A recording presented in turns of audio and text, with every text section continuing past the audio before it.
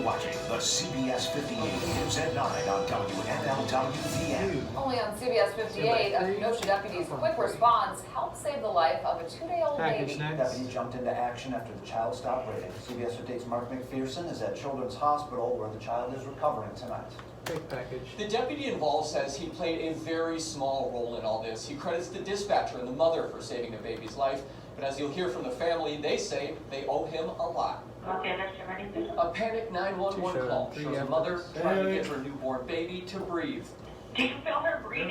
You're struggling to breathe. The 2-day-old child suddenly stopped breathing Sunday. The mother called 911. Tell your mother your mouth smells. And a dispatcher walked her through giving CPR. Give one puff of air and then pump the chest 5 more times.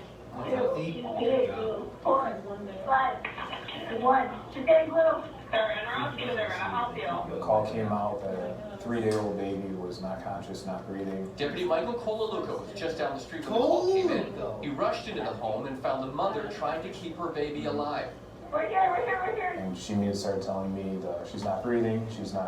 He checked to make sure the baby wasn't choking, then started CPR. Went back to the chest, and shortly after the baby did start crying. I started performing CPR, and that's when the baby eventually started crying. So that was when she actually got her full gasp of air. The child's aunt didn't want to go on camera, but says Deputy Colaluca did an amazing job. First response was him, and yeah, definitely huge help. I had a lot of help. I played such a small role in this entire scenario. Although his actions got the child breathing again, Deputy Colaluca is quick to downplay his role. Between the mother and one of our dispatchers giving her those periods of instruction, those two really played a big role. It's like literally just like There is no Now the child's aunt says the baby wasn't choking. At 2 days old, it simply just started struggling to breathe. The little girl should be released from children sometime tonight and is expected to make a full recovery. The family says they'd like to meet Deputy Colaluca again.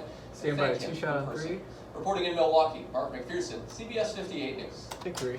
A Milwaukee Waterworks employee is recovering in the hospital tonight after a crash. It started after police tried to stop a car taken in a carjacking near 36th and Marion this afternoon. Driver of the stolen car led police on a chase that ended when that vehicle hit a Milwaukee Public Works vehicle near Hampton and Hopkins. 2 men in the stolen car were arrested. People who live nearby say they're not surprised this happened.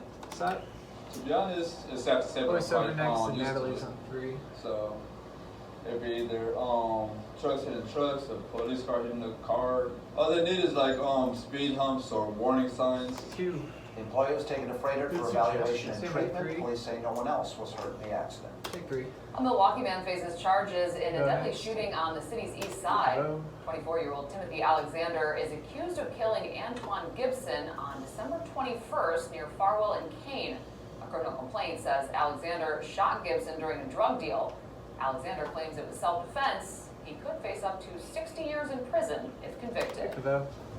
And developing tonight, a crash has sent at least one person to the hospital near 25th and Wisconsin in Milwaukee. We're told it just happened after 6:30 this evening. Our cameras are rolling as police arrived, and you can see there a car smashed into a tree. We're working to learn more about what happened. We'll bring that update as soon as we get the information. Take 3. 21-year-old man now charged with secretly recording his co-workers at a Waukesha swim school. Jacob Massbrook was fired from Swimtastic after his arrest. Investigators say Massbrook hid his cell phone inside a Kleenex box with a hole in it in the employee changing room. A 17-year-old girl noticed that camera, reported it last week. Police say Massbrook grabbed the phone before anyone else could find it. Investigators say they found 4 videos with at least 5 victims on Massbrook's phone. He's expected back in court on Friday. Take the vote. We've learned the father of 5-year-old Jamal Anderson Jr. is in custody. 2 shot on 3 next Charges in the are box pending 2. for the little boy's death. Jamal was shot and killed Saturday in a home near Lovers Lane Road and Hampton Avenue. He had a gunshot wound to the head.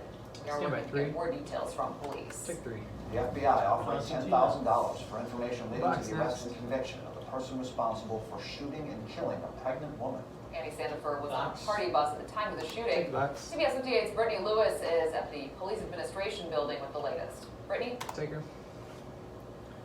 Anchors are Natalie, clear. Milwaukee police say they have talked with some witnesses in the case, but they are asking anyone with information to come forward. Take it. This homicide tears at the heartstrings of us all. It is a homicide that has left a newborn baby without his mother.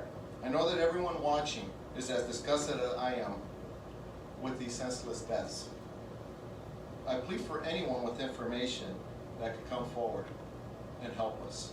Annie Sandifer was on a party bus outside of Jean's Supper Club near 60th and Congress around 2:30 the morning of February 1st, when police say 5 to 6 rounds were shot out of the sunroof of a 4-door car driving by. We do not believe the bus nor the occupants inside were the targets. Sandifer was shot in the head. Right after that happened, a Good Samaritan, not part of the group that was originally on the bus, boarded that bus and began CPR on Mrs. Sandifer. That person continued CPR as the bus driver took her to a hospital. Sandifer did not make it. The baby was born after an emergency C-section. That little boy, Lorenz, is currently in the neonatal intensive care unit. An officer who stayed with the baby wanted to do something for him and Sandifer's other children. Realizing that Mr. Sandifer and the children were left without a wife and mother, she felt compelled to ask members of the Milwaukee Police Department to give donations in order to show our compassion and our support for this family. As they also worked to find the person responsible for her death. What's up? Donations can be dropped off at District 7, that's near Burleigh and Fond du Lac. Anyone with information about the shooting is asked to contact police.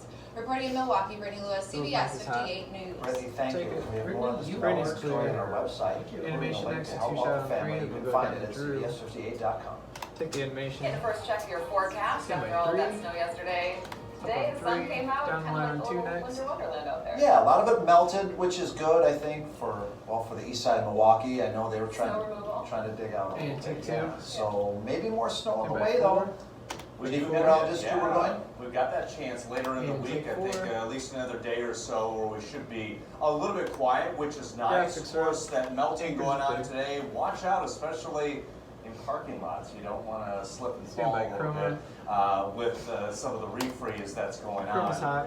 Yes, that happened to me earlier. Yeah, so that's what I thought. Service Here's some of the snowfall Someone totals must from have, yesterday. Look at that, Rosendale, 9.8 inches of snow. That's the highest that we saw. Random Lake, over 8. Waukesha, Hartford, 2 shot on 3 over next. 7. Tosa at 7 inches. Officially at the airport, 4.1 inches. Now, usually we've got some folks that'll write in around the airport and say, hey, we got more than that. Well, that's the official spot in Milwaukee, not doubting what you have, but just want to clear that up. Weather headlines, definitely the sun was back today, melting. I think we're going to see some clouds tomorrow, but more snow is on the way, especially Wednesday evening going into Thursday morning, and it could be several more inches of snow across the area. Stand Behind by that 3. system, Increment coldest air of the season. So we'll be tracking that for you, let you know maybe how much snow will fall as well. That's all coming up. Here's CBS 58, ready one. All right, 3. see you then. Drew's clear. Mount Pleasant woman is dead after a 2-vehicle crash yesterday in Racine County. CBS 58's David Schumann is Package in the next. village of Yorkville, where weather conditions made for some very dangerous driving. Take it. Right around where I'm standing here is where one of the SUVs came to rest. And if we look to the ground, you can see several OTS pieces Bill that is came next. off of the vehicle. Eventually Debris from Natalie's the at tragic camera 2 Good for 1. Samaritans, including Jennifer Redemel, got out of their cars to help when they pulled up on the scene of this crash near Highway 20 and 63rd Drive. I almost just stood in the street and just cried because you don't know what to do. You want to help and you're not sure how to help or what you can do other than just be there and offer support, give somebody a hug. The Racine County Sheriff says a driver lost control and crossed the center line, hitting another car coming the other way. A 32-year-old woman from Mount Pleasant died in the crash. 9 others were hurt. We have a lot of serious injuries, and at this hour, some of them are fighting for their lives. Both Jennifer and the sheriff attested to how unsafe it was to drive Sunday afternoon.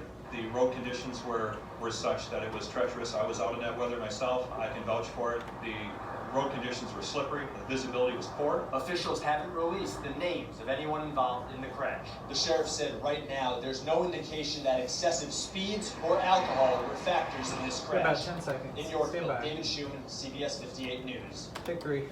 New tonight, federal prosecutors want former Trump campaign advisor Roger Stone to spend as much as 9 years in prison.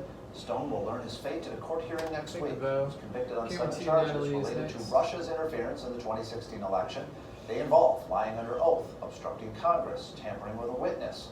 Prosecutors say the requested jail time is based on a formula for sentencing. Take 2. Milwaukee Mayor Tom Barrett touted the city's accomplishments in today's State of the City address, but his opponents say he isn't telling the full story. We are just 8 days out from the city's primary for mayor.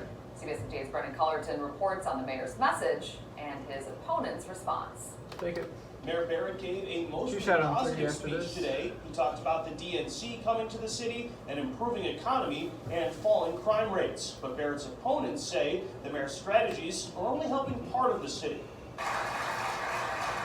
Mayor Tom Barrett says Milwaukee is on the rise. There are 20,000 more jobs than 10 years ago. Violent crime is down across the board, and the city will soon host the 2020 Democratic National Convention.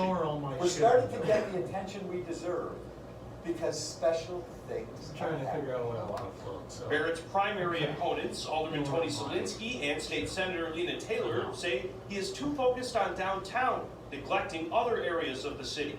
Milwaukee has the 4th highest rate of children living in poverty in the whole country. According to 24/7 Wall Street, Milwaukee is the absolute worst place to live in the entire country if you're African American. We need new leadership. We need a leadership that looks at the city across the board and is honest with the people and not afraid to come and speak with the people. Barrett responded to criticism, saying Milwaukee only prospers when all neighborhoods prosper. And that's why I put such a focus on neighborhoods, why I put such a focus on trying to get more jobs into neighborhoods, why I try to focus on getting better housing into neighborhoods. It's something that I've worked on for a long time, and I'm going to continue to do that. The mayor also announced a $100,000 donation from We Energies to fund the streetcar during the DNC and tours of Pfizer Forum for city residents to see how they are setting up for the convention. That primary election is next Tuesday. The two candidates between Barrett, Taylor, and Zielinski with the highest vote totals will move on to the general election. Reporting from City Hall, Brendan Cullerton, CBS 58 News. Take 3. A warning from the Milwaukee Metropolitan Sewage District about what can happen if you flush your child's flushable wipes down the toilet. Wipes caused a clog, this clog at the Port Washington Road pumping station. Okay. Officials say it could cost tens of thousands of dollars to clear out those pipes. Water treatment plant says flushable wipes are a bit misleading. Take it. It is a little misleading, yeah. Again, they're flushable because you can go down the toilet, but it's not really dissolvable like other wastewater is, other stuff that goes into it. Cute. Officials say families risk clogging their own pipes in their home by flushing those wipes. They recommend throwing them in the garbage instead. Take it. Still ahead, the Greek Freak has a new member of the family. One more though. We'll meet his new baby boy. And the next half hour preview of the New Hampshire primary, where the race to be president stands tonight. You're watching the CBS 58 News at 9 on the end with Bill Walsh, Natalie Shepard, chief meteorologist Drew Burgoyne, and Sports Zone with Breaking Kevin 3, 2, Coleman. 1, fade will break.